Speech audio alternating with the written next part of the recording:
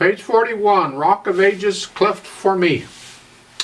C major, 3/4 time again, a lot of 3/4 times in C majors here, and it has a pickup beat. Starting with the right hand, notice the fingering. They've got this dotted rhythm in here, but now it's a dotted 8th note. 1 E-enda, 2 E-enda, so this is 3. 3 E-enda, 3 E-enda, 1 E-enda, 2 E-enda, 3 E-enda, 1 E-enda, 2 E, 3 E-enda.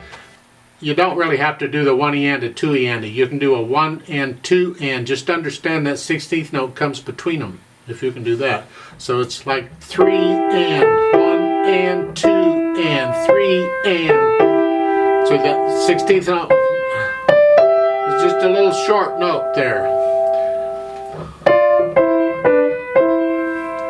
You can follow their fingering. I have the problem with their fingering. The top note's the melody. That's what we want to hear. The other notes just kind of there. And the pedal will help us out a little bit too on this. So just finger it the way they're showing you is fine. In the left hand, you just got these broken chords. Keep it soft. In the last measure, the first line, the thumb's playing both of those notes. That's fine. You get the same thing in the second line. Second measure, thumb will play them both. Third line, same thing. Each time you get this in this piece, let the thumb play both of those, and that's fine.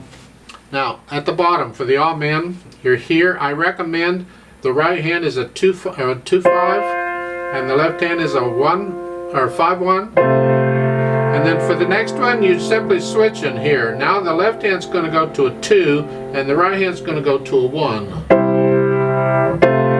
Yes, just switching them. This is a little more advanced fingering than using 1 on everything. You don't have to do that. Do this. This will help you out later on when the music gets tougher. You'll like this fingering. Now, you really will. Trust me, you'll like it someday. Bring out the melody. Keep the left hand soft.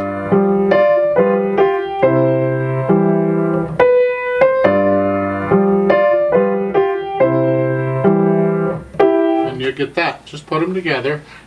They don't give you any dynamics to speak of, so you get to know the piece and then you can add the dynamics you think it should be. The dynamics are only a suggestion anyway. It's up to you on how loud, and you can get louder and softer as you feel it in the music.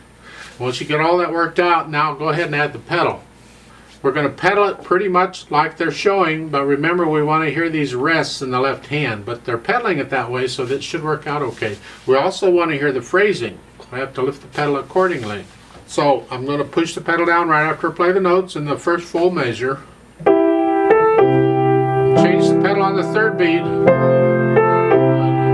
And lift the pedal up with the hands so we get a new phrase.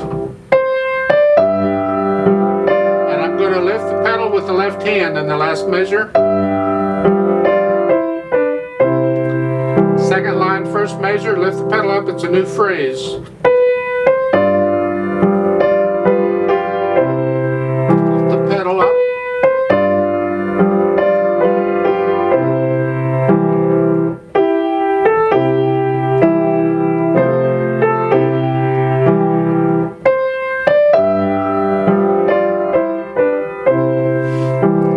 At the end, the quarter note fermata, I'm going to 2 counts. For the all man, I'm going to hold each of those 6 counts. I'm just doubling the value.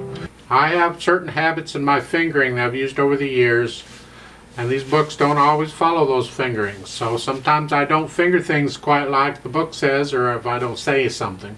For instance, at the top, then the first line here, you're starting out, but then when I get to the C and the dotted, I play a 4th finger on the A, just because I have a habit of using 4th finger when these notes are this far apart. That's all, and so I'll probably do that. I'm questioning something they've done in the music, and I just want you to understand what you're seeing in the music, so I want to point it out.